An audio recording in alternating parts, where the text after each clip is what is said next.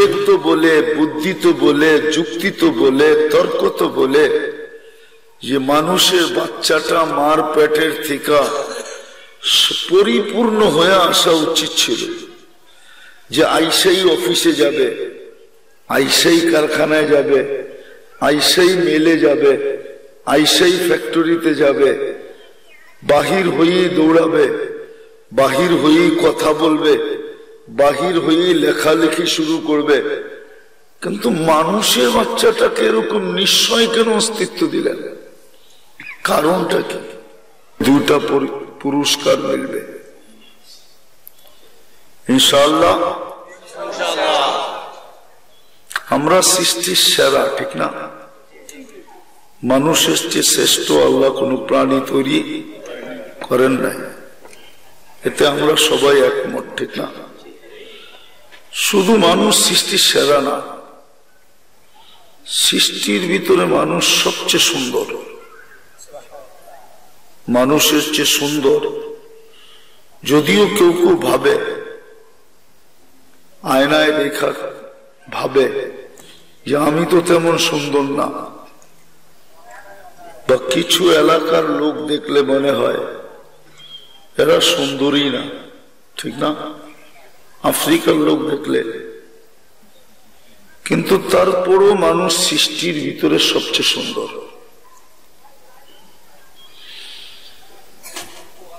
দ্বিতীয়, মানুষ সৃষ্টির ভিতরে গঠনগতভাবে সবচেয়ে সুন্দর। প্রথমটা হলো রূপগতভাবে, রূপের দিক দিয়ে মানুষ সৃষ্টির ভিতরে সবচেয়ে সুন্দর। তৃতীয় হলো মানুষ গঠনগতভাবে সৃষ্টির ভিতরে সবচেয়ে সুন্দর। মানুষের মতো এত সুন্দর গঠন আল্লাহ কাউকে দেন না, আর যদি দিতেন তাহলে আল্লাহ কসম খাইতেন কেন? আল্লাহ 4 বার কসম খাইছেন, والتين والزيتون وطور سينين وهذا البلد الأمين। তারপরে বলছেন লাকাদ খালাকনাল ইনসানা ফি আহসানি তাকওয়িম। মানুষ তুমি গঠনগতভাবে বড় সুন্দর। পঞ্চম পুরো দুনিয়ার আধিপত্যটা আল্লাহ মানুষকে দিলেন। কুরআন বলে হুয়াল্লাযী খালাকা লাকুম মা ফিল আরদি জামিআ, জমিনে যা কিছু আছে সব মানুষের জন্য তৈরি। কার জন্য? সব মানুষের জন্য। সবকিছু মানুষই ভোগ করে, মানুষ ব্যতীত কেউ ভোগ করে না। আপনি একটা একটা দেখেন, সব মানুষের জন্য, আর মানুষই ভোগ করে। তো দুনিয়া সবকিছু মানুষকে দিলেন, শুধু দুনিয়া দেন নাই, আখেরাতটাও মানুষকে দিলেন। আর কোন সৃষ্টিকে আখেরাত দেন নাই। আখেরাতের জান্নাতের নেয়ামত মানুষই ভোগ করবে। হ্যাঁ, এটাও সত্য, কোরআন এটি বলে উকুদুহান নাস, জাহান্নামের ইন্ধনও মানুষই হবে। তো দুনিয়াও মানুষকে দিলেন, আখেরাতও মানুষকে দিলেন। কুদরতি হাত দিয়া মানুষকে তৈরি করলেন। কুদরতি আমরা তৈরি কি দিয়া? কুদরতি হাত দিয়া। সব সৃষ্টি তৈরি হুকুম দিয়া, সব সৃষ্টি তৈরি 2 অক্ষর দিয়া। আর আমরা তৈরি কুদরতি।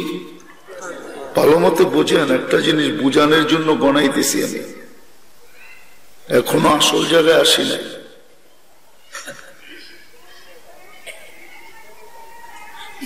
সমস্ত সৃষ্টি অস্তিত্ব দিলেন 6 দিনে। হুকুম দিতেছিলেন আর হইতেছিল, আর আমাদেরকে তৈরি করলেন 10 মাস সময় নিয়ে। কি মার পেটে 10 মাস ছিলাম না? না বাহিরে এসেই ভুলে গেলাম? 10 মাস ছিলাম মার পেটে। বোঝা গেল 10 মাসই আমাদের উপরে কুদরতি হাতের ছোঁয়া লাগতে ছিল, ঠিক না? এক একটা অঙ্গ তৈরি হইতেছিল কুদরতি হাতের ছোঁয়ায়। এখন আসে আসল কথায়, যে ওই মানুষটাকে আল্লাহ নিশ্চয় অস্তিত্ব দিলেন কেন? যেই মানুষটাকে এত কিছু দিলেন, বুঝা গেল সবই দিয়া দিলেন। গনতে গনতে দেখা যাবে এক সময় আইসা যে আল্লাহর ভান্ডারের সবকিছু মানুষকে দিয়া দিছেন। ভান্ডারের সবকিছু কাকে দিছেন? আমাদেরকে দিছেন। সত্য, কোনো মিথ্যা হবে না। কোরআন ছুইলেও মিথ্যা হবে না, কসম খাইলেও মিথ্যা হবে না। সব মানুষকে দিলেন। ওই মানুষটাকে আল্লাহ নিশ্চয় অস্তিত্ব দিলেন কেন? মুরগির বাচ্চার সমানও দিলেন না। মুরগির বাচ্চা তো ডিমের থেকে বাহির হইতে দেরি, ছুটাছুটি করতে দেরি করে না, ঠিক না? মুরগির বাসা বলতে দেরি করে না, ছিক ছিক ছিক ছিক। সে তার খাদ্য চিনতে দেরি করে না, সে দুশ্মনকে চিনতে দেরি করে না, মার আওয়াজ বুঝতে ভুল করে না। দুশ্মনকে চিনে সে, চিল আর কাক তার দুশ্মন। মার আওয়াজকে বুঝতে ভুল করে না। মা ডাক দিতে দেরি, ডানার ভিতরে আইসা ঢুকতে দেরি করে না। কিন্তু মানুষের বাচ্চাটাকে আল্লাহ এত কিছু যাকে দিলেন,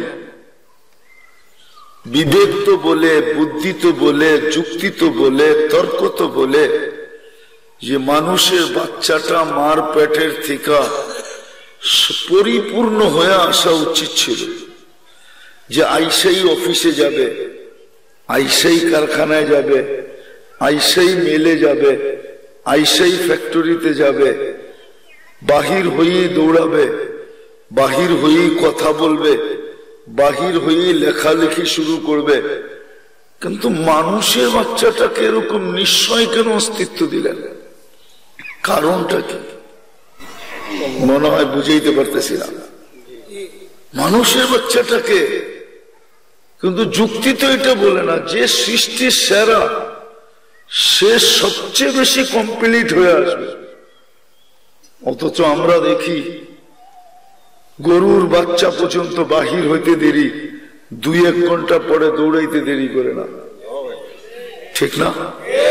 হাঁটতে দেরি করে না, ঠিক না? কিন্তু মানুষের বাচ্চা হাঁটতে তো, মানুষের বাচ্চা হাঁটতে তো 2.5 বছর সময় নেয়, ঠিক না?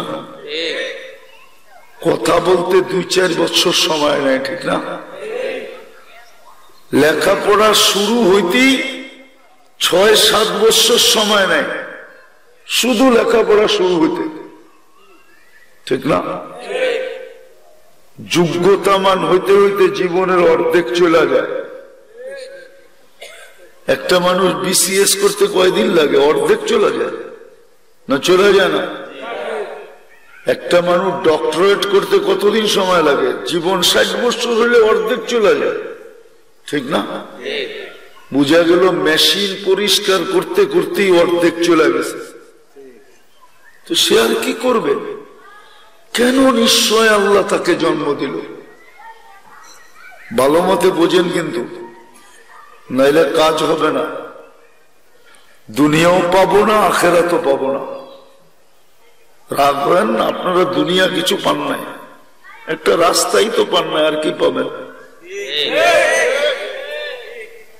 হ্যাঁ, ঠিক না?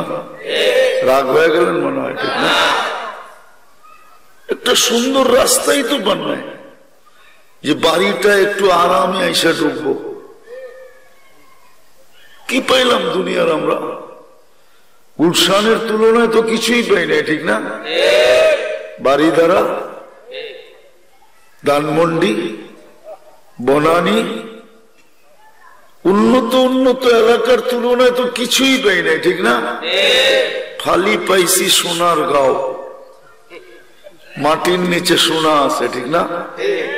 হ্যাঁ, তাহলে দুনিয়াটাও যাবে, আখেরাতটাও যাবে। এই জন্য ভালো মতো বোঝেন কিন্তু